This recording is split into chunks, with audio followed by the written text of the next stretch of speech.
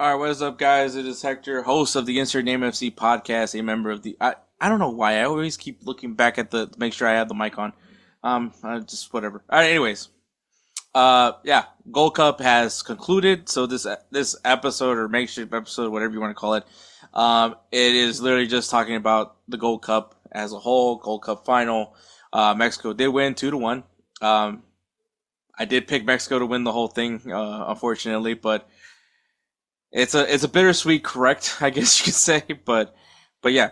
So this episode we do have Moussa from Mo Football TV coming in to talk about this final in the Gold Cup, show his perspective as someone that's not necessarily has any connections to CONCACAF, but still I think some good insight from someone that loves the sport of football, but with a different point of view when it comes to internationally at least. So yeah, I think it was a great conversation, and I hope you guys enjoy it. So sit back, relax, and enjoy this episode, man. So, but yeah, so take care.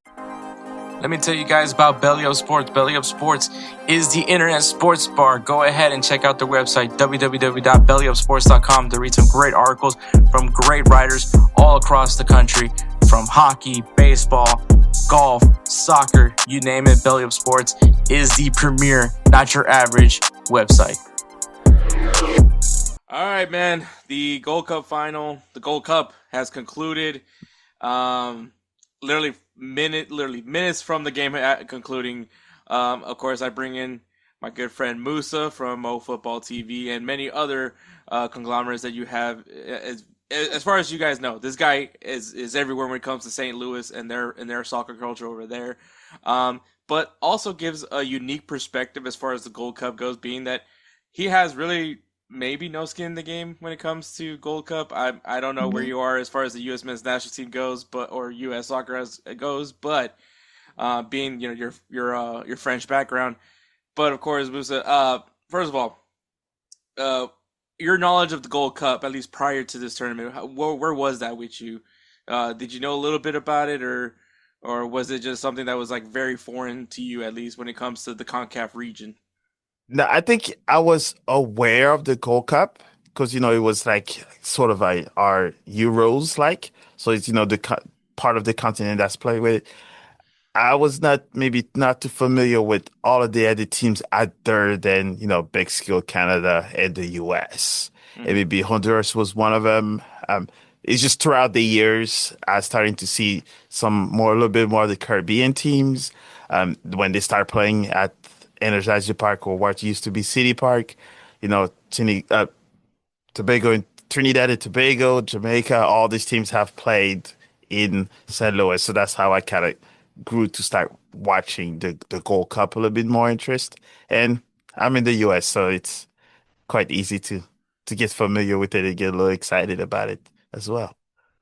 So for you, Musa, when this tournament was announced and you saw all the groups, I mean, I'm not gonna go into depth with it, but as far as your excitement of seeing teams from Central America and, like you mentioned, the Caribbean, uh, did you ever feel like maybe any of these teams had a chance, or did you think it was just Mexico, USA, and Canada? Well, I thought also, more of the Honduras, because we know that they typically do well in that tournament. Guatemala, we saw how well they did in St. Louis. Jamaica was a little bit more one of the surprise for me that did not progress as well. Um, the games that I watched last year was like, Trinidad and Tobago, kind of the excitement of the small islands playing. So that was the interesting part of the Gold Cup. Kind of get to know the other side of the world of CONCACAF. They just the big, I guess, four, five, six teams that we always talk about. So I did not expect any of them to kind of have a huge push, maybe outside of Jamaica, but their team is a shambles. So I was not too surprised that they did not make it too far. No, yeah, and I think you mentioned Guatemala, which, by the way, guys, I mean, at this point, everyone knows I'm Salvadorian American, but um, I'm also my brother-in-law is Guatemalan, so I've now, I guess, developed a soft spot for Guatemala. But you know what? I think this Guatemalan team, to be honest, was so easy to like fall in love with the way this team was. One, how they were playing. I Right. think played very well in this tournament. Very much fought up, punched above their weight. And I mean, you upset Jamaica and you upset Canada. So I mean, and then also the fans. I think Guatemala did a great job on attending these matches. I'm sure They attendance has took been over. Yeah, they took over Energizer Park. That's for sure. so yeah, and like I said, the quality of play as a Salvadorian definitely disappointed in El Salvador's national team of just you know, while you have Costa Rica kind of going through their identity crisis, Yeah. Honduras kind of also having their little slip up, uh, Guatemala, who was never in this conversation, they didn't get featured in many Gold Cups, and El Salvador didn't capitalize on any of that. So, and so here you are now. You see Guatemala having their uprise. Also, by the way, beautiful kits that they had for this tournament, by the way, Yeah. too.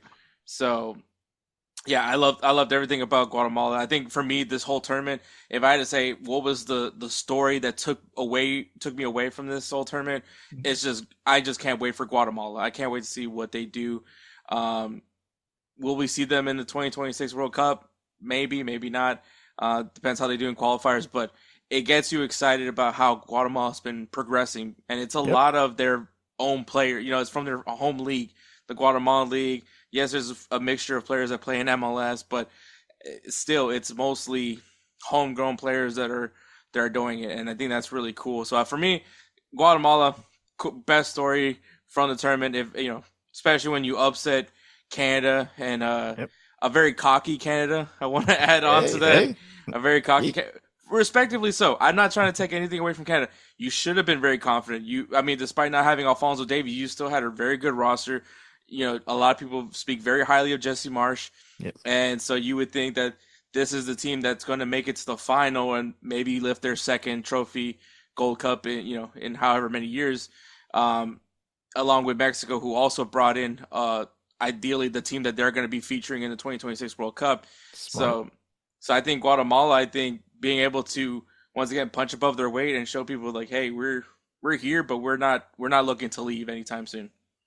Yeah, and like I always told other people is that, the pride when it comes to a team that comes with pride, it's probably the most dangerous team that you can play against because they know they've already played with house money to begin with. So they are pretty much don't have, the fear of messing up.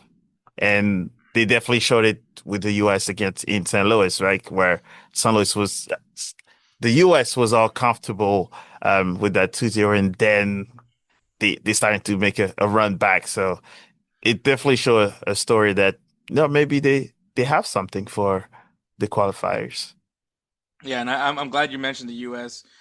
Because obviously the whole conversation they did not bring their best players out. Christian Pulisic taking a break for the summer because he wants to have a strong 2025-26 campaign. At least that's what he's saying. I think you can tell me how you feel, but I think the interviews that he's had kind of hurt him more than it helped him in the process. That's just my Hmm. opinion. Not you can tell me Yeah. what you think as well, but. The U.S. a lot going into this tournament. Obviously, Mauricio Pochettino, a name that you're very familiar with, being that he Yes. managed both your favorite teams in Chelsea and PSG, And play uh, for PSG too and in played his for playing PSG. days. So a guy that you're very much familiar with. Obviously, horrendous Nations League, right? I think Yeah. it's all safe to say that was a very horrendous Nations League. And then you go into this Gold Cup. Well, I'll ask you this: Gold Cup, however you view wherever you rank it amongst the continental tournaments, obviously Euro is going to be number one, right? Fair to say. To a point, yeah. But um, players opting out of competing in continental tournaments, like where do you stand on that? I'm not used to it. Hmm. Unless something, something almost like personal or like mentally, when they're not maybe prepared, then I may understand it. But I think the biggest drop of how all of this debacle was is that maybe the U.S. Federation or Pochettino should have maybe protected Pulisic from the public, right? So instead of saying maybe they should have said we decided that maybe he was not ready or his workload was so much that we decided not Hmm. to bring in him. So at least you kind of shield your player because a coach is supposed to do that pretty much, or your federation to kind of shield them for all of that criticism, right? But also at the same time, maybe those interviews and his pops going after, some of the OG players, it kind of showed the whole Giorena thing, right? Hmm. Where your parents started to be in that mix, and then mom and dad are fighting, and the kid is stuck in the between of it. So I think for me, the biggest takeaway was that maybe they did not kind of shield him away from it when he came to them. Is that, maybe we will kind of protect you because you're probably the most important player on our team. But on the other hand, as well, is that if I'm looking at other like big time players that are expected to play well during the World Cup, I can't really say a name of another player that said, I'm sort of taking a break from the Club World Cup or I'm taking a break from whatever exhibition game I have at this moment. Um, Hmm. I don't recall anyone from the national team unless it was well covered, but I cannot remember one that says, I want to take a break. Usually you want like a full 12 months of you being active, being the best shape of your life, Hmm. possibly. Yep. So they probably could have handled it differently and maybe shield him from a lot of the criticism. I saw he was doing what open a few pitch for kids that did not have, the opportunity. So it looks like he was, not just sipping mai tais on the beach somewhere. Um, but players are players. They play a lot more games these days than compared to what the OGs used to.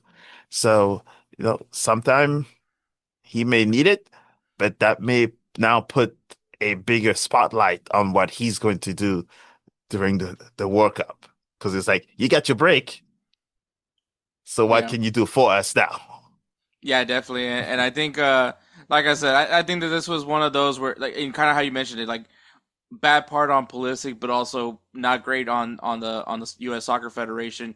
And I'll even throw the media as well, being Oh yeah, as yeah. critical as and I think one, we I think that's something that we've asked for the media to be more critical, Mhm. that there should be consequences for not performing, not living up to your expectations.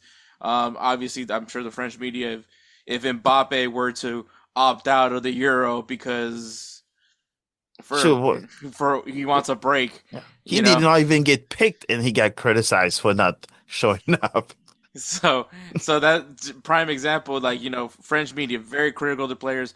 I mean, if you want to even be more specific, down the board in Mexico, if Raul Jimenez or Edson Alvarez would have said, you know what, I'm not playing in this tournament, their media would be on for the uproar for these players. And so when you see media heads like Alexi Lawless and Landon Donovan, and trying to speak out and say, like, this is not acceptable. Any chance that I get to wear the badge, I'm going to do it. And then you have people telling them that you can't be critical to the players. Like, how does that sit with you as someone that played, but also knowing what a real media looks like as far as football So I culture? think it's like I think there's also that balance as well, where some of the criticism was due, but then I think every time someone spoke up, someone else behind came back and said, "You're not the right person to speak about it." Is there a right person? I don't know because all situations are different, and but and I think that's where maybe maybe the team chemistry of who's playing now versus who used to play, maybe there's that disconnect, maybe Hmm. where maybe not from the same generation or this grew up the same way, but it was kind of hard for me to see like all the bickering between former players and new players. Where, for example, if I look at Senegal, for example, El Hadji Diouf that played for Liverpool, he's literally traveling with the team, like talking to the players, giving them advice of what he did to be to that level. He traveled with the national team, practiced with the national team. So looks like there's like a different way of dealing with national teams that maybe the culture of US soccer is built different, Hmm. or is that the culture of the players playing now versus the culture of the players from the past? It's so disconnected and different that there is no synergy between them because Hmm. I cannot tell if a player from the bench is in was a former player in the national team. Um, do we know any other like U20s and under if there's any former players, star coaches? Um, I can tell you from Senegal and France, there is former players are actually coaches on the sideline, advisors, and or playing in the under whatever age group. So I think that's where I saw the biggest disconnect was. I mean, you have Michael Bradley being an assistant to Jesse Marsh for Canada, Yeah, and so yeah, that's like that's weird, right? That's yeah, like, oh wow. Where he should be probably the US advising because he's reached that level.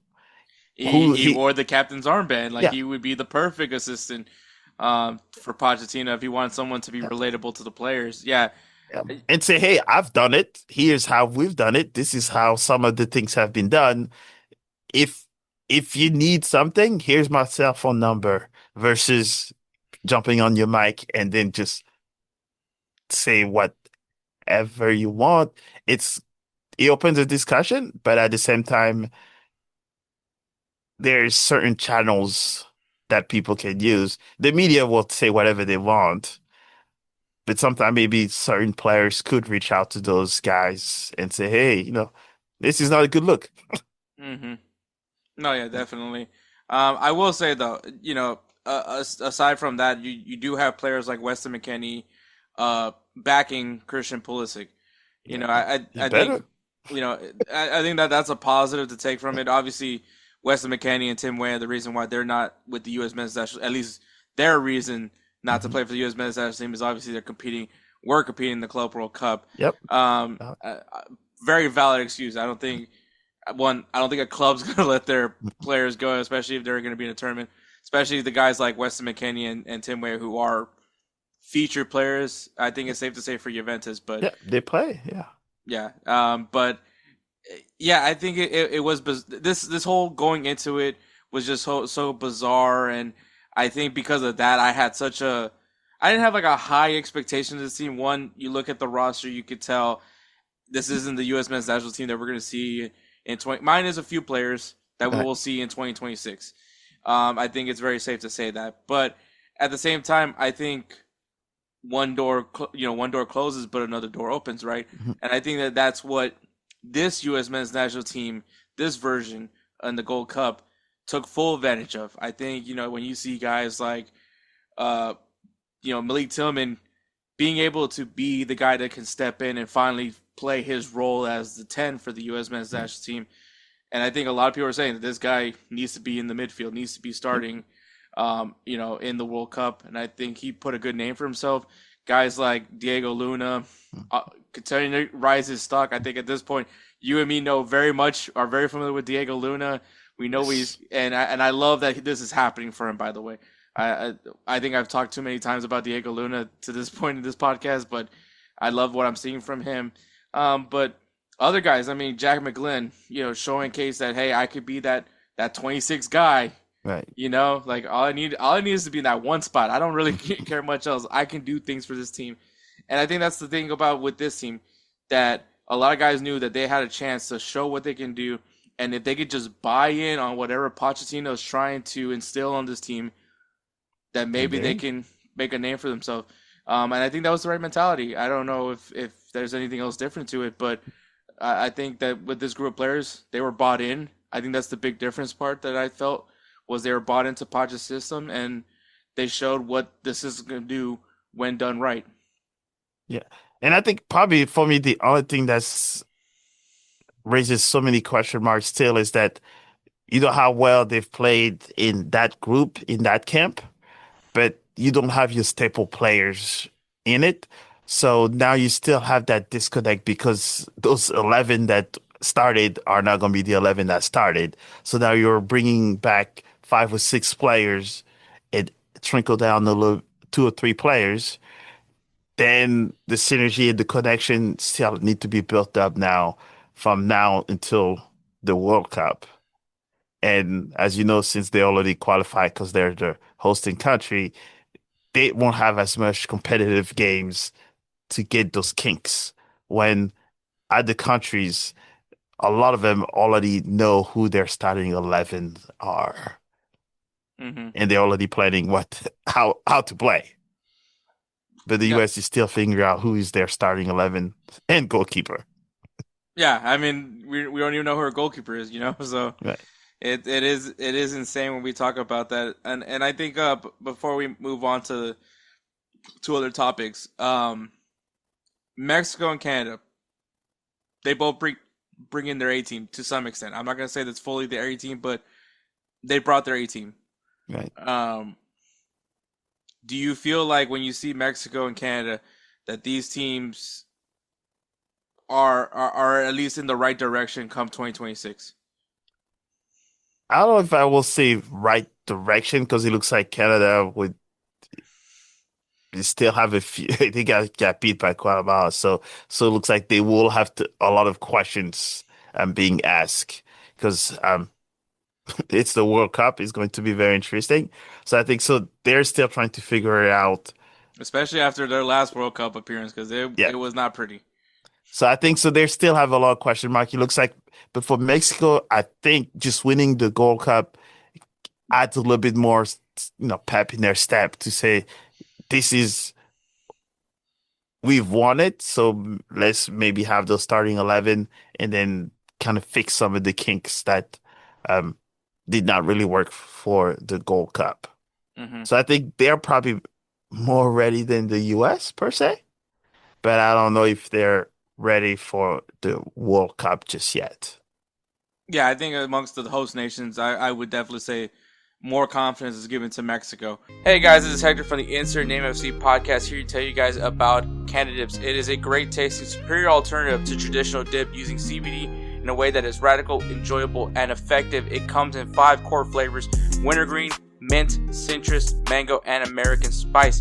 Candid CBD is the new evolution in dip, allowing guys to enjoy great, long-lasting taste without the downsides.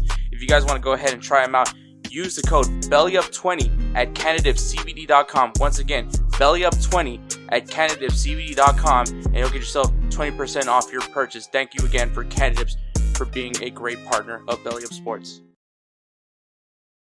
Also, Mora, what a kid! I mean, 16 years old, playing for already starting for Mexico right now. First youngest player to be featured in a Continental Cup final. You know, so That's crazy. take that, Lamine Yamal. So Wow. I'm not even Mexican. I'm just this is a win for Concacaf. But I mean, I watched the kid play. I was it's sometimes it's just impressive to see a kid that in that age to play in such a physical confederation like CONCACAF and not be scathed. I think also that helps that he plays in Liga MX. But I think anytime you see a young player definitely playing well above their age group, because now you're playing with grown men where this is their job. Yep. Not, it ain't pickup no more. No. This is my job, and I don't want you to take my job. So, for him, I think I just love that from seeing what he was doing. I think I can't wait to see more from him. I don't know what's gonna happen to him after this. Does he stay at Tijuana, or is there a team knocking, if you will, Yeah. for him? Hopefully they will keep him probably for another year or two to kind of, help him build up the grown man body before you ship him out. And I think probably probably FIFA has some of those rules where you shouldn't be able to leave till like what 17 or something like that. So Kind of similar to Kevin Sullivan, where I believe once he turns 18, he'll be joining Man City. So Yeah, I so I think you think he's have. probably safe another season and a half or so to Hmm. bulk up, we'll say. Yeah, start feeding that boy. But yeah, Yes. no, definitely. I think a stand. I just wanted to point him out, but and obviously we got to talk about the one kid that stood out the most for the U.S. men's national team besides Malik Tillman, and that's Diego Luna. At the end of the day, this kid Yes. is amazing story. I don't know if I should say this story over. No, I feel like I've been saying his story way too many times, but uh, Uh, I'll give you guys the cliff notes. Uh, Barca Residency Academy graduate. No team wanted to sign him because they thought he was fat. I'm not making this up. This is literally what they thought. um, I know for a fact because I worked at the academy. Um, and couldn't find a team, so he ends up signing for USL's El Paso Locomotive. yep. Uh, Plays there. I don't know how long. I believe he was there for like a year, maybe a year and a half, year or two. Gets signed by Real Salt Lake, and I was fair to say now like the rest is very much now where we are where he is now. Helped USA qualify for the Olympics. Doesn't get selected for the Olympic team, but he helped them get there. Yep. So I think this kid has a lot to prove. Chip on his shoulder mentality, but I think one of the things that at least I liked about him is he plays with a lot of heart. He's very tenacious. I think that's kind of what you want sometimes in a guy that plays in that wing/10 role. And I think his versatility is also an important thing. But this is a kid that if he just gets a little crack on that door, he's gonna find a way to burst through. And I think that's what he really did because I think Pochettino very much believes in him. You don't bring in this kid unless you think unless you believe in something. I mean, the kid broke his nose and went back out there and got an assist, In and this can't picture. that tells you everything about this kid. And I think it's great. I think obviously everyone loved his story, and unfortunately, and this is the part that kind of breaks my heart, is he very much wants to play for the U.S. men's national team. He grew up Mexican American. His parents are of Mexican descent. He talked about how he was always cheering for the U.S. men's national team. Wasn't Yeah. much of a Mexico fan, but you know he chose the U.S. He wanted to always play for the U.S. I also don't think Mexico was knocking his where I don't know if he ever got reached out by Mexico as far as I know, but U.S. clearly was just in his pathway. At least that's what he wanted. Um, and the thing that I would say pissed me off the most was in that Guatemala game. Right. Instead of people saying, "Oh, USA won 2-1," Diego Luna scores 2 goals in that game. What a performance for him! For him to represent him and his country. It was we didn't lose to the U.S. We lost to a Mexican. So and like I said, there's better ways to go about it. I was not. I was like, you know what? If you lose, you lose. Take the loss and move on. That's all you can do. But don't try to spin zone it away where you're now taking this kid's nationality away from him. And I think this is the reason why I brought you here, Musa, because you are someone that Uh, hears this mm, a very similar criticism. I think obviously of a higher level, of a higher level of criticism. But obviously, if you guys don't know, Musa is French. Um, and if you guys didn't see the banner, also he's also Senegalese. Um, yeah.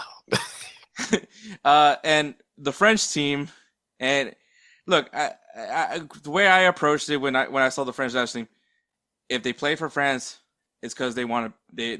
They believe they bleed for the badge that is the French badge. Right. Now you could be proud of where your parents come from or where you're descended of. There's no shame in it. I don't think there's anything wrong with that. Prime example, me. But at the same time, like I feel like when someone says I want to play for France, I'm French. You don't take that away from that player and say. And I think that a lot of people try to use, and obviously Argentina was one of them, which is kind of funny, especially with their mixture of descents. But Yeah, there's a whole another discussion with that one. uh, but for them to like justify, I guess, what France was able to do at the end of the day, these guys were most of them are French born, if I'm correct. Yeah, I think there's maybe one Kamavinga, I believe, was a refugee as a kid, but we're talking like born, raised in in France. Like, yeah, I think maybe N'Golo Kante maybe was one, but Like all of them is are French born. That's it. Hmm. And so I think, like, obviously coming from you from that standpoint, if you can show some relatability to like Diego Luna's situation, like how do you? What's your viewpoint? And I'll let you take it from there. Yeah, and I think that's the interesting part where it probably will take decades to talk about. Um, but the way I like to always put that into a an argument where people like to say, oh, look at all of the French players, they're like all black and stuff, right? But if you think about it, on top of that, Griezmann is Portuguese, right? Giroud has some, I believe, Belge um, heritage. So the way people may forget is that, hey, a lot of the when you watch the French team, those are French colonies, right? So France went to Africa and took over those land and made a lot of these people, part of their French colonies, and then help them rebuild France after World War II. My grandpa fought for the French Legion, which is the French military. That's how a lot of our family then moved to France. The first president of Senegal was fought for the French as well. So it's like we pretty much a lot of these countries have helped built France, and it just happened that we had a separate nationality that we were coming from. But at the end, when you go to Senegal, you do speak French still, and the money is still the franc. It's the African franc. So everything is always tied to France. It just happened that we were born there and we find ourselves to be French. It just happened to be black. Um, and all happened that's a lot of the generations of players that are very good and that go through the academies that go through the French systems are from what we call here, the hood, right? So the pairs have a lot of those parishes around them where there is a lot more immigrants that play the sport, and that's who gets into the academies. And I think the biggest difference when it comes to the US is that a lot of these academies are free, or majority are. So if you're good enough, you will find yourself there, and then you find yourself in academies, and before you know it, your whole academy may look a certain way. Hmm. But when you're black, it doesn't matter when you win. Who got the first World Cup of '98? Zinedine Zidane was the guy. He's from Algeria. So we're pretty much part of the French culture. Without Africa, there would not be no France. That's what it is now. Hmm. So, and I do understand a lot of the African countries that do say, hey, if you look at the map, all of the from different French colonies, but what can you do with history, right? Hmm. They're the one that brought those people here. You met them fight. And most of us consider ourselves French with Senegalese identity or others. But I think that's what makes France national team even better is that not anyone is not cookie cutter. Hmm. They all come with a different background of how they can play, and also that they all grew up together from the academy all the way to senior team. They all like best friends, married, know each other for 10 plus years. And that's how the chemistry started. So for the Diego Luna, I think he's stuck in that middle ground, right? Where you always have that hyphen because your parents are from a certain country, but you're from this country and you decided to be it in that country. And he's showing more heart than some of the players on that team that were born, raised in the country. So it will be a different experience for a lot of people that are not like you and I, where we have to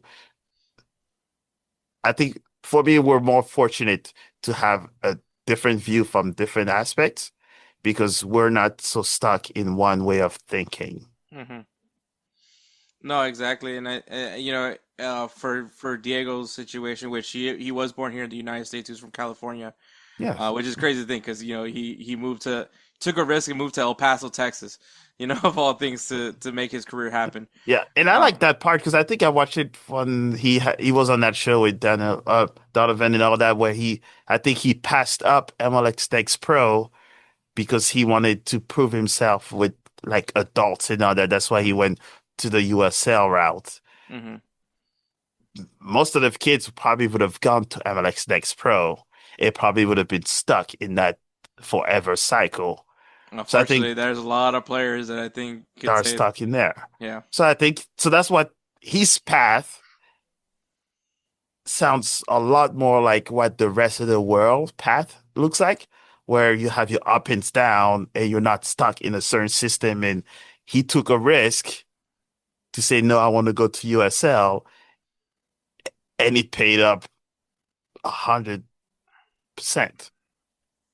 exactly. And I think so. What I was going to refer to, and it's something that I think is very similar to Diego being someone that obviously not the same country, but similar similar situation where there's a phrase in Spanish that's always used between people that were born here, like Hmm. first generation. For obviously that's what I am. Um, whereas no somos de aquí ni de allá. That we're not from here, neither from there. So Yeah, it's I've a heard that one. it's a, Yes. it's a common phrase that a lot of people talk about, and it's kind of funny because the movie Selena, Yep. I that watched starred it. Jennifer Yes. Lopez, has a very iconic scene that is very explains it very well. Is like we have to show the Americans that we're American, but then also show the Mexicans that we're also Mexican, or for my situation, Salvadorian. And it does become frustrating where you feel like you have to try to teeter it, but in reality, I always viewed it as I get to be part of two different cultures that one Salvadorian culture, which it to me is it's awesome, it's amazing, it's a beautiful country, and I hope everyone gets a chance to go visit El Salvador. But at the same time, America is so unique and different, and it's funny how we bolster this country a little too much sometimes.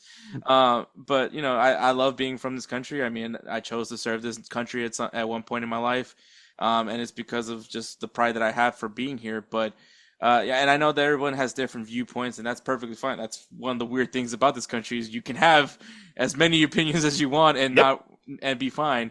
And I think it's a beautiful thing as well. That's another beautiful thing about this country is that you can speak freely, Yes. even Yes. though you don't think you can. Literally, I'm a guy with a mic that says a lot of dumb stuff. So, Hey. but so I can empathize a lot with him. The thing that's different is actually, which is always funny to me, is when I go to El Salvador and I say I'm Salvadorian, they're like, "Oh, you're not Salvadorian, you're American." Yes. It's one of the funniest things that I hear, and the reason why I say it's funny to me because one of my closest friends, he's from Mexico. He was born in Mexico, came here to the United States, and I remember he told me that he's like, I don't know why it irks me, but like he also corrects people a lot when they say I'm Mexican. Like, no, you're not Mexican, you're American. I, that is international, my friend. I get that as well. When go Senegal and all that, there's always that in between where you go Senegal, you're not Senegalese, you're French. So I think that's the cricket. It's for those of us that are in multiple cultures, and I guess it translates to anything because that's or fortunately and unfortunately that's pretty much I think happens everywhere. A Yeah. lot of people ask if I'm French. And they're like, "Are you sure?" I'm like, "You really asking me if I'm sure?" I've actually heard that before as well. Uh, like As a matter of they're fact, Hector Herrera thought I was Mexican. So they're like, "Are you sure?" I'm like, "Where do you think I'm from?" It's like Nigeria. I was like, "That's the only country you guys know of is." that to me is still one of the funniest things was when I was talking to Hector Herrera because he's like, oh, I thought you were Mexican this whole time. I was like, from what? You're Spanish? I was like, my Spanish is awful. What are you talking about? I was like, I don't have an accent. If anything, it's an American Spanish accent. So I thought it was like one of the all time moments. If I could have that recorded, I would hang it somewhere in the house to just replay over and over again because it's hilarious. But and I think it was cool watching the final. The one thing that I thought was awesome, especially, was the people that were rocking both USA and Mexico, because obviously, once again, there's a lot of Mexican Americans here in the Yeah. United States. I always, as much as I have a rivalry with Mexico, being that I'm a U.S. men's national team supporter, I have a appreciation for Mexico because they are loyal to mi selección, Yeah. the Yep. national team, that as you should be. This is something that's, when you're born, even the people that are born here in the United States, they're raised to love El Tri. They're always Yep. they're always going to be there. And every World Cup, I mean, the safest bet is there's going to be Mexico. Mexico's going to be there, and the Mexicans going to show out, and it's cool. I love it. I love when other cultures are embracing the Mexican culture. I still love to this day the clip of when uh South Korea upsetted Germany, which helped Mexico qualify to a knockout round. And just the Mexicans found their the first Korean guy they saw, and they just threw him up Uh, in the air. And to me, Thank that you.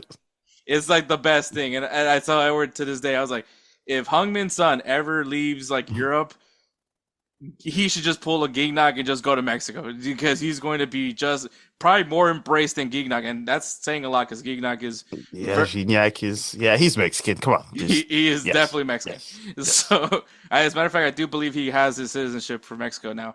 Yeah, So, he poor guy. He came up in the wrong generation. He could have killed it for France, but he showed up in the wrong generation, wrong decade, oh yeah, unfortunately. but yeah, no, but yeah, that's what I think it's awesome, and so I love the state. I love the one. I have been in a Gold Cup final. I know what it's like. It's always like I was in there. I was in Chicago in 2019, and Nice. it was a sea of green and like a one little corner. And I'm not saying like a whole section, like a whole little corner of the stadium that was nothing but a bunch of white kids. I was in that corner. so, so I mean, I get it. And it was funny though, because like, I hear someone talking, I talk to them in Spanish, like, wait, you speak Spanish? I was like, yeah. Like, come on, Like, what are we doing here, man? It was just, like just slide. and they're like, I'm Salvadorian. Oh, okay, okay. You're neutral. So it was funny, but yeah, and I experienced like it's just no other kind of level of fandom like the Mexican fans. To me, it's a thing of beauty. It could be frustrating, but Like, yeah, but it's a strong fan base, and they show support for the team. And like I said, going into this final, and we'll go right into the final now. Mexico, they win 2-1, beat the USA here in Houston. I was not gonna go because those tickets are way too expensive. but uh, but yeah, man, the game, I feel like very good game. I think it was a real good game. I enjoyed it. A lot of drama, a lot of physicality, which is what you expect from CONCACAF. yep. Mexico had 60% of the possession, also outshot the U.S. 16 shots and with 8 shots on target to U.S.'s Ooh. 6 shots and 3 shots on target. For me, I think the opening goal, the set piece goal from Chris Richards, it was awesome. I love the goal. I think it was kind of that, and then of course Berhalter is the one that brings in that comes off with the set piece. It had But to be. but Chris Richards once again, another big moment coming off a set piece. And then, of course, the guy that everyone expects to perform for Mexico, Raul Jimenez, a guy that I've boasted a lot. I am a big fan of Raul Jimenez. Scores a goal, does his tribute for Diego Jota once again. Teammate. Yeah, teammate back in his Wolves days. It's one of those things. It's bigger than football. Yep. So and got to do his little, got to do Diego's little celebration. So I thought it was really cool. Really one amazing shot. Tim Ream got in front of him, and he still was able to put that shot directly. So I think that just tells you everything about the quality that Raul Jimenez does. I do believe at one point we're going to see him pass Chicharito in the all-time Oh, Mexican goal scorer list. I believe still has a few ways to go, but I think he can do it. And in the 77-minute mark, a set piece goal from Edson Alvarez. A lot of people were arguing if that was an offside or not. Um, Unfortunately, Freeman kept him in. I believe Yep. I felt that he was very much in. But I think for the standpoint for Mexico, once again, I say when it comes to CONCACAF competitions, Mexico is going to perform. They performed. They were one. They were the best team defensively throughout the tournament. Was it overwhelming at times if you watch the Mexican national team? Yes, but they got the job done. At the end of the day, when it comes to these tournaments, I don't care how you win. Nope. It does not just, lift the did trophy. did you win? Is the Yes. question at the end of the day. And Mexico, in fact, won, and it was behind Raul Jimenez and their captain Edson Alvarez, the guys that should be the guys that stand out, and they did it. I don't think that anyone could say. Okay, some people are gonna say about the handball. I don't know what the rule is on that. Yeah. I think they say the rule that it was not a handball is because as he was falling, that's when he put his hand on the ball and it was unintentional. But I think for me, if it was like a tap, if he taps your hand and then kind of moves, like maybe I will say it was unintentional because you're falling and the ball, but that's a handball grab. You rested on the ball for a millisecond and then you got up. No one knows what a handball is these days, but it is very frustrating, and I think we all are frustrated of what they call a handball because sometimes if you move your head to the left and then the ball hits your hand to the right, it's not a handball. But depending on who you ask or the referee, they may call it a handball. So it's like It's weird. I It's saw the it's rule and it made sense from what the rule standpoint, but for the eye test, it does not look good whatsoever because I will fake falling all the time now and then stop the freaking ball. Yeah. I mean, if that's the case, you just say I'm stumbling, Yeah. which is real easy to do. A lot of people, that little grass monster pops up every once in a while. Yeah, Um, just make your laces loose a little bit, and every time it says, "Well, how did you fall?" Look at my laces. and Bam. I will say, I think Men in Blazers had a graphic where, well, not a graphic, had an image of when Arsenal, I believe Odegaard did a similar thing. Yeah. They didn't call it a handball either, I believe. So Mm. I guess Ouch. you know, I guess But it's there's also no. Who cares? yeah. I, like all right, if they would have made the penalty, I mean extra time penalties. I don't want to live in a world of what ifs. At the end of the day, they didn't call it.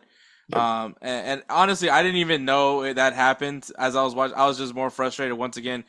U.S. when they're in the final third, just I don't know what it was. Like, to be honest, it was just frustrating to see like maybe they did a one little extra thing, or maybe they weren't as direct with the pass. They always gave it up in the worst way possible. I don't know if it's there's one player to blame. I don't want to. I know people love to put the blame on Argument, which I'm like I get it at the same time, but at the same time I don't think there's you can't be too critical on him because I think He's still a kid. he's playing. I think he's actually playing the way Pochettino wants him to play as a nine. As someone that, once again, I'm not very familiar with how Pochettino uses the nine, but from when I watch Chelsea matches and when I watch PSG, and even when I watched him with Tottenham, I feel like that is how he utilizes his nine. Kind of not necessarily more direct. You can Yeah, the you're Harry Kane like. the Harry Kane like, Yes. and I think Yeah, that's and Arjun is not ready for that. he's not. I don't No. think. I think he still needs to work on his technical ability. But once again, he's very young. And I think once again, he's a big guy. Like he's just big and really fast, and you don't get that combination normally. So I think that's why that he what he sees in him. Um, Personally, I would have loved to have seen Brian White. Yeah, I, I, he's on fire. yeah, and it was kind of like at this point he should have just stayed with Vancouver. He should have opted out, like the way it was going for him. But Damian Downs, I think I don't know if there's any U.S. players that stood out to you besides Diego Luna or the ones we've already mentioned before. That But I think he's pretty much the one that we all spoke about. That was like I think his stock. Now he's in a discussion where all the other big boys comes in that he deserved that opportunity.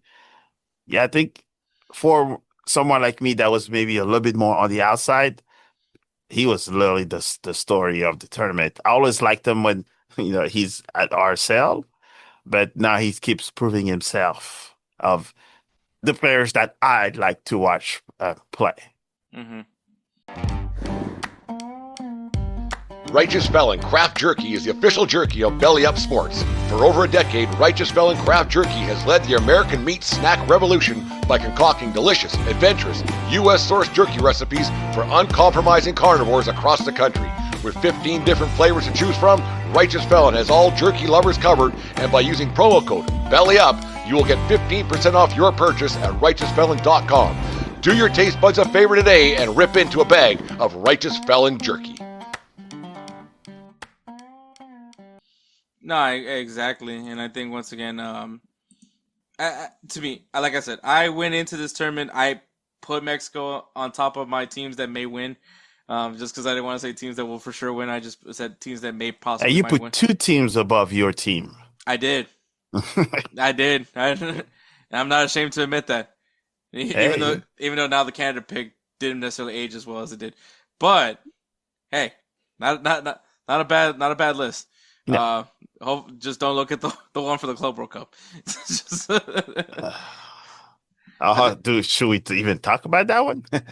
I mean, Real Madrid's still in there, so that was my heavy pick. PSG, Okay. PSG, yeah, I do have PSG on the list. I could just pull up the list, but I'm not gonna do Hey, that.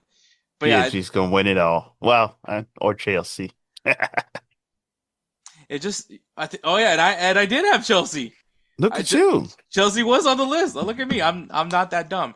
No. So So who did you have at the fourth one then?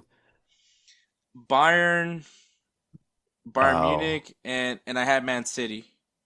well, which would have made sense based on paper. So I ain't mad at that.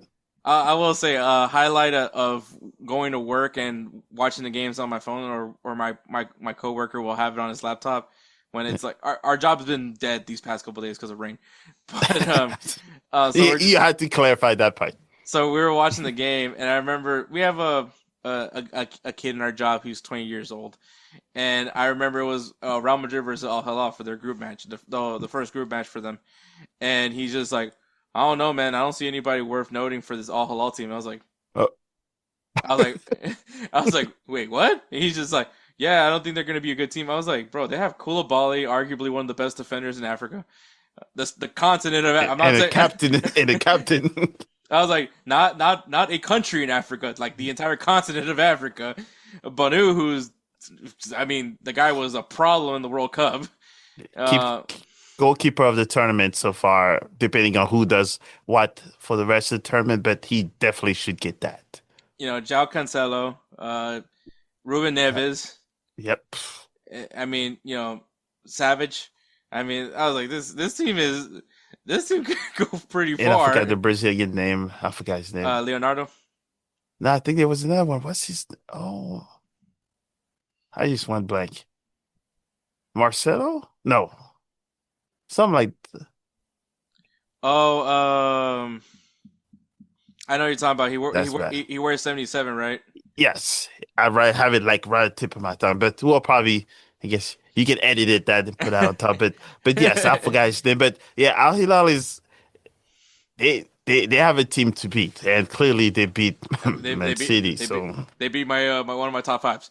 So yes. I mean, no, I think it was just funny because I was like, hey, look, I'm not like Jose. I'm not direct saying, oh, you don't know ball kind of thing. But I did say I did tell him like, and he gave me like the best 20-year-old answer Mhm. response ever, which was, I know more ball than you. And then Oh my I was goodness. like, you literally just did not know who Koulibaly was. Yeah. So I mean, you. like, Yeah. it was one of the. Also, this kid thinks that it's cheaper to just buy salads from Salada versus just going to a grocery store. So take that with a grain of salt. Yeah, we got to teach those kids. I was trying to teach maybe the other kids also, where I think a lot of eyes were open in the Club World Cup of maybe a lot of fandom were in the European side of things because that's all they were able to see.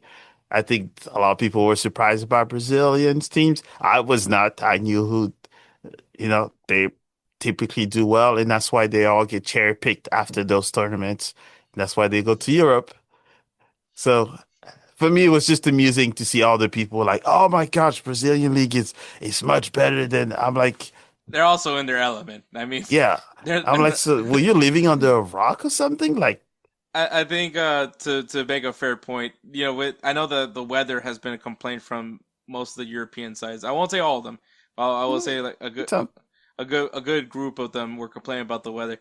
I think when you look at the teams that were playing from Mexico, teams were playing from South America, like this is a typical this is like a normal day for them. So I mean obviously also the teams from Saudi Arabia.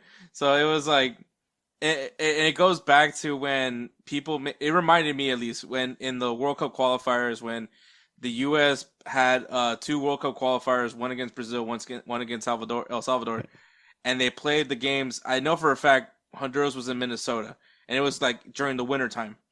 that's wrong. And so many people were like, "Oh man, that's not right. They should have picked a warmer state to play in." And like I was like, "Look, is this terrible to do? Yes, but is this brilliant also? Yes." Because also, mind you, in that same window, Canada played Mexico in Canada at night in Canada. So, and there was like snow. I was like, look, you gotta play to your advantage. You got at the end of the day, you're both in the same elements, but at this, work to your advantage. I mean, that's why other countries have the high altitude, right? For that exact reason. I mean, literally, Mexico plays in Estadio Azteca in one of the highest altitude stadiums. It's torture in there from what I've heard. And according to this is just a little quick snippet from Hector Herrera.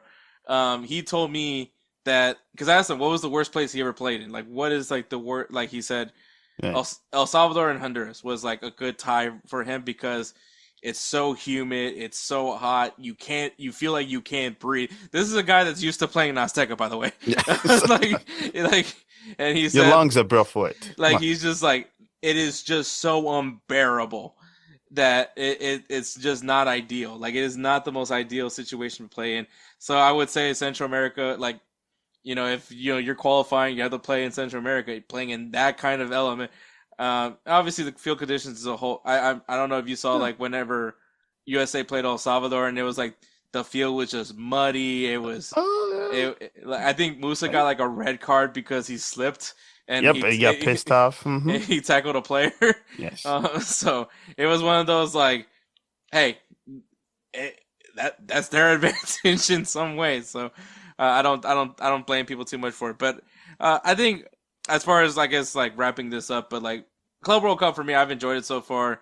I think the stadiums that were not empty, that weren't as full, I think there were some valid reasons. One, probably just because the matchup wasn't appealing to certain people, and two, middle of the day, so and expensive. Come on. Like I'm sure you could just easily just stop whatever you're doing, Moussa, to go watch Chelsea in Atlanta. Like, yeah, and then after that go to LA to watch PSG just to come home in time to pick up the kids. Yeah, no, we ain't living the jet life. You mean you can't do that? Hey, if that was the case, we wouldn't be talking here, right? We'll be face to face on the podcast. I always I've explained it to some people because they're like, "Oh, like where'd you go to vacation?" "Oh, I went to Chicago for a vacation." In the U.S., you just stay in the U.S. for vacation. I was like, U.S. is so big that you can literally vacation in the state. Like Moussa can take his family to Disney World in Orlando. Yep, and that's a 18-hour drive. Yeah, and back in Europe, we probably did 5 or 6 countries. Yeah, one way.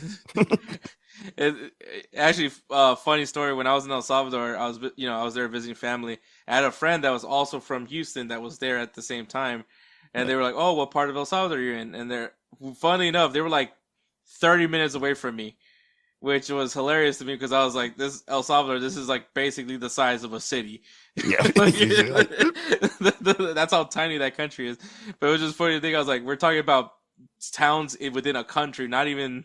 We're talking about one city. How like I could be 30 minutes from somebody else in my own city. And they were like, "You're so far, 30 minutes." And like, yeah, I don't know if I could make that drive. You lost like me yeah, after 30 minutes. yeah. Like, I'll catch you. I'll catch you another day. yeah. It takes us 30 minutes just to go to a grocery store. Come on. Yeah, I believe that. But I mean, obviously, congratulations, Mexico. I'm Yes. not gonna sugarcoat it anymore. Else, I mean, I picked you from the beginning, so I'm not gonna. I'm not shocked by it. But yeah, I think that I think for any of these fan bases, I think for anything, especially for the guys that are qualifying, that are already qualified for the World Cup, they now know what's wrong with the team. Hmm. Yeah, you can even say the same thing for the U.S. They know the issues. They know now they have time to make those corrections. Unfortunately, there's no competitive matches now at this point. Now it is strictly getting this team ready and tuned, which I think Which is scary. this is where I'll ask: is this now where you got to be strategic with your friendlies? Yes, but also you have to where you pick those teams now is that you may not pick the team that's clearly going to be in the World Cup, but probably the adjacent country that may have maybe the same style of play that Hmm. don't have to participate, so you kind of get a feel of what it's coming to you, right? So it's like if you know you're going to play Spain, for example, it's not like you're going to go and pick Norway to play for. Hmm. You may, for funny enough, you most likely will be going to Italy or France to pick one of those countries. So if you know you're playing Germany, then it's more of the Nordic. So I think that will be the strategy where they have to pick from almost each corner of the world a team that has not qualified so that they kind of be expecting something from each of those corners of the world. So it would be a Asia, African, European, Asia team to get a feel of it. So I'm curious to see who they pick to play against. And hopefully those teams will have something to prove as well so that it is not just a friendly. Hmm. They have to No, come yeah, as close as possible to a team that's want to beat them. yeah, Seriously. exactly. I think you make a very good point because I remember for the 2010 World Cup, Mexico for preparation because I believe like there was like a fun fact that Mexico had never played against an African nation prior to Hmm. the 2010 World Cup, or at least I guess in a competitive matchup.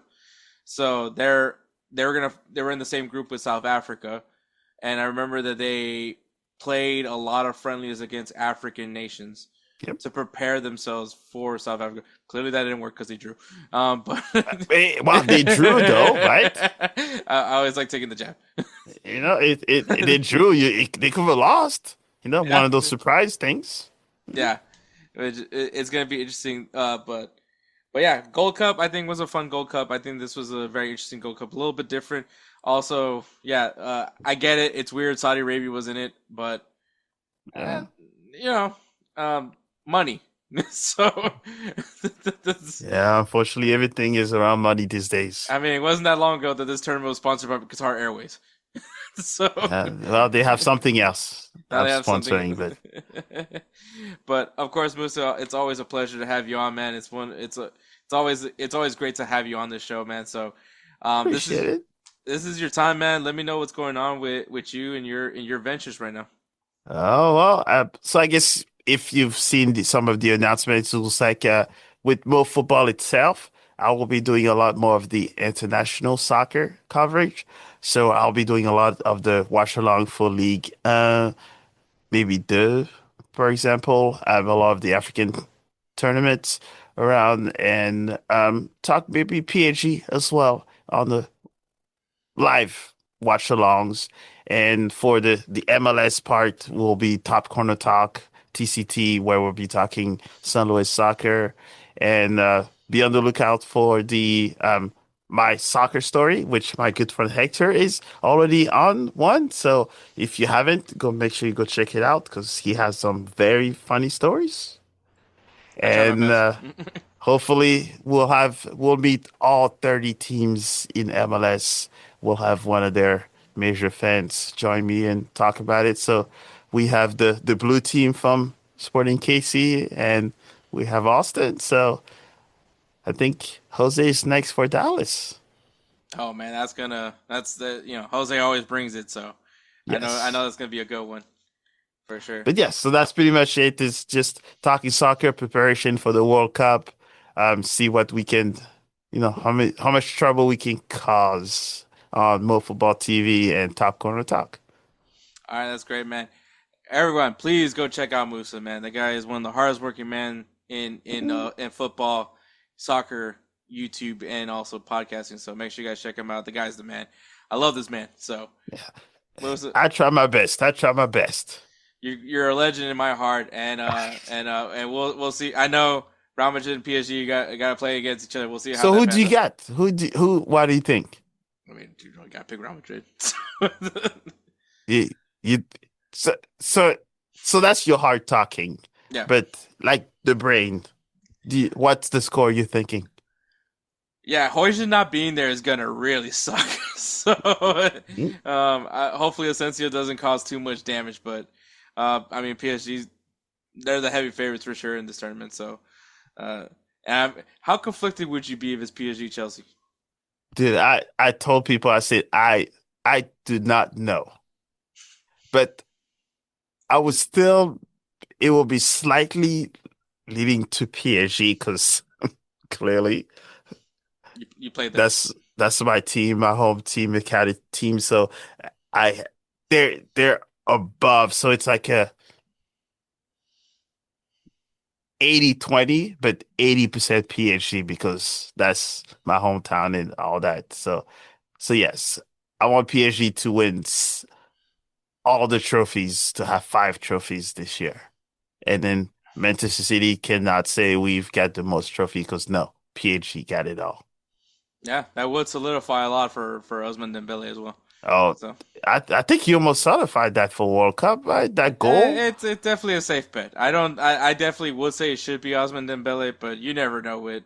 Actually, no, you should know Or with the French Premier. Vindiha probably is another one that I think if PSG wins this one, he had won 7 trophies in total in one season. That's insane. Like, there's not many people that can dream of getting 1 or 2 a season. He had 7. Yeah, I forgot about that. That also just great business part on PSG for that acquisition. Oh, yeah. And he was it, he's a Wolf, right? Is that, he was in the, is that Wolf he was at? Kvaratskhelia? Oh, Kvaratskhelia, he was at Napoli. Yeah. Yeah, so he's also will be winning, I don't know how many trophies Oh, in no, one. he didn't win anything. Oh no, he did win. He won the Scudetto. Yeah, with Napoli. Yeah. So he will have probably 2 or 3 trophies. Well, 5. So yeah, so that's 4 with PSG, 5 with Napoli. So that would be 6 for him.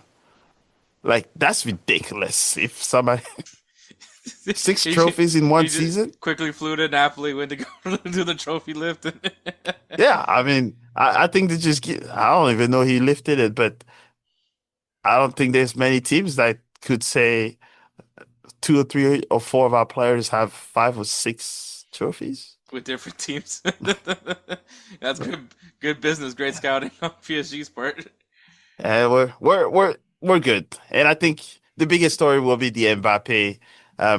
Since he couldn't do it for PSG to win the Champions League, and now See, playing his old this is team. where I will tell you like how interesting it is to now be one being a fan, but then now having this podcast because there is moments where you kind of push the fandom to the side a little bit. Because and me and Edward talked about it where I was like, look, like I'm not saying I want Real Madrid to have a downfall, but it would be hilarious if like Mbappe wins nothing and have to like the year before the year that he probably should have joined Real Madrid, he could have had a trophy. Yep. And then the year that he didn't, that he waited too long to go to Real Madrid, and then PSG becomes this just unstoppable force with Luis Enrique, which also all-time clip is Luis Enrique explaining to him Ridiculous. Michael Jordan.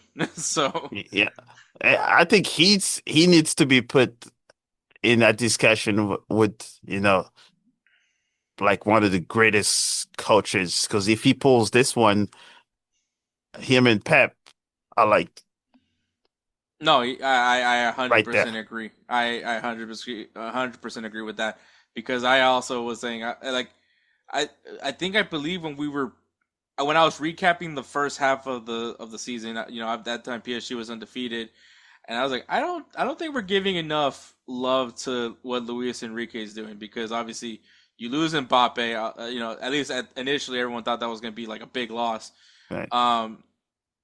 Osman Dembele, I think you give him you're now having your best year with him. He's This is ridiculous. the year of Dembele, which this is why I also kind of feel like he should be winning the Ballon d'Or. I don't know if there was any like expectations from this kid. In League, he was like the Neymar of League. Like he's dribbling. I thought he was Brazilian for a moment when I was watching him play.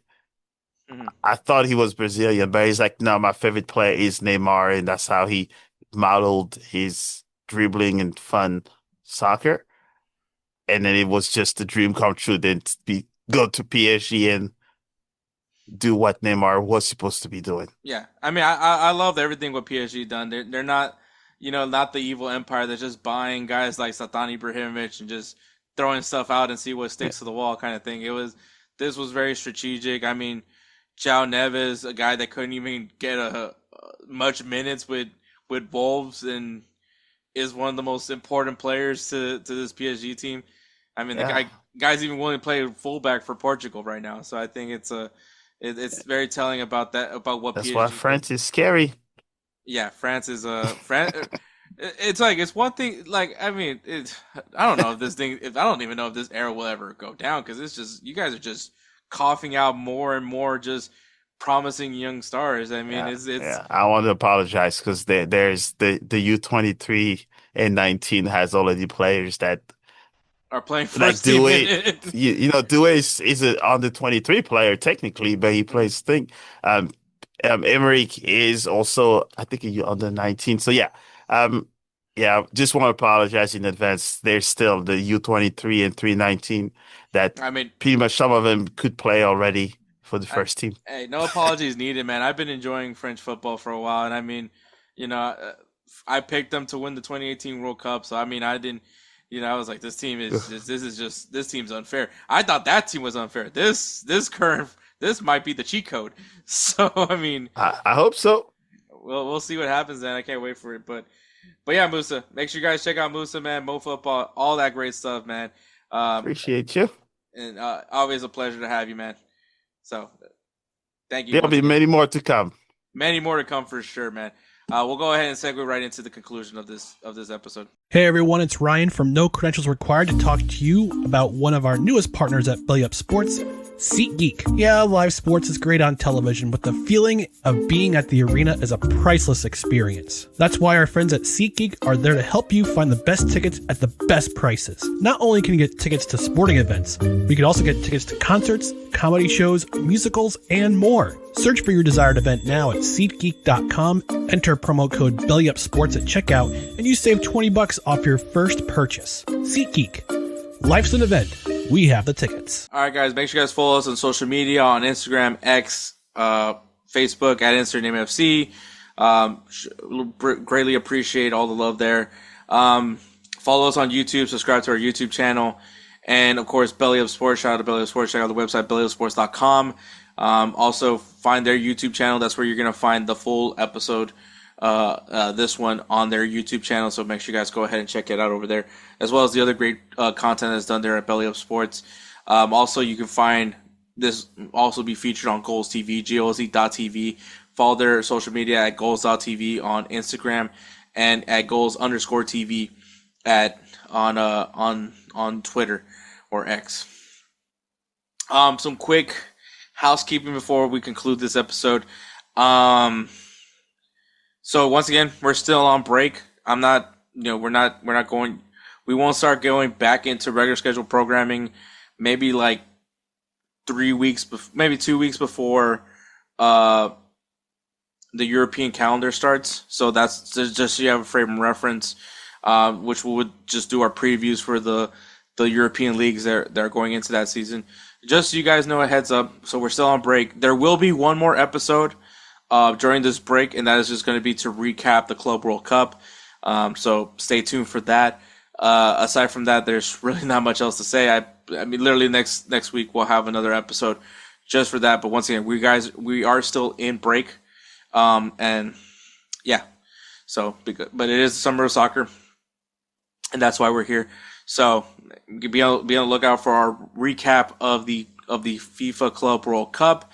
With all that being said, man, also once again, thank you everybody. Thanks for listening. Catch us when we do our recap for the Club World Cup, and yeah, take care, guys.